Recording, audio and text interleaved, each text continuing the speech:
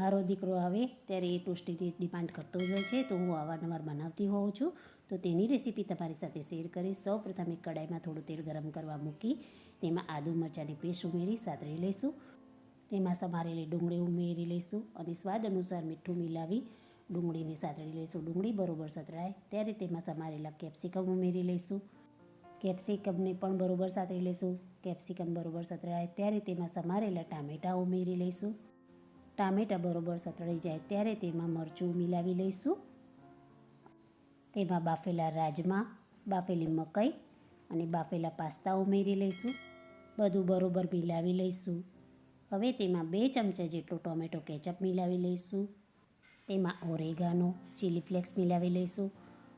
અહીંયા મારી પાસે ચીઝ સ્લાઈસ હતી તે હું મિલાવી રહી છું. જો તમારી પાસે ચીઝ સ્લાઈસ ના હોય તો પ્રોસેસથી થોડું વધારે નાખવું. હવે બધું બરોબર મિલાવી થોડું પ્રોસેસ ચીઝ છીણી અને ઉમેરી લઈશું અને સ્ટફિંગ તૈયાર કરી લઈશું. સ્ટફિંગ તૈયાર થાય ત્યારે તેને એક સાઈડ પર મૂકી થોડું ઠંડુ થવા દઈશું. હવે એક તવી ગરમ કરવા મૂકી તેમાં કિનાર કાપેલી બ્રેડ લઈ ધીમા તાપે 2 સાઈડે ક્રિસ્પી થાય ત્યાં સુધી શેકાવા દઈશું. બ્રેડ શેકાઈ જાય ત્યારે તેને એક પ્લેટમાં લઈ લઈશું. આ રીતે આપણે બધી બ્રેડ શેકી તૈયાર કરી લઈશું.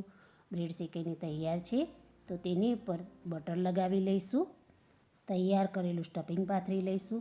સ્ટફિંગ સરખી રીતે ફેલાવી અને પાથરવું. આ રીતે બધા ટોસ્ટ તૈયાર કરી લઈશું. ઉપરથી થોડું ચીઝ છીણી લઈશું અને તવીને ફરી ગરમ કરવા મૂકી તૈયાર કરેલી બ્રેડને તવી પર મૂકી ઢાંકી અને ચીઝ મેલ્ટ થાય ત્યાં સુધી ધીમા તાપે ટોસ્ટીને શેકાવા દઈશું. ટોસ્ટી શેકાઈ તૈયાર થાય ત્યારે તેને પ્લેટમાં કાઢી લઈશું. આ રીતે આપણે બધી ટોસ્ટી શેકી તૈયાર કરી લઈશું. તૈયાર છે ટોસ્ટી. મારા દીકરાની તો ફેવરેટ છે. તમે પણ બનાવશો તો તમારા બાળકો પણ બહુ ખુશ થઈ જશે.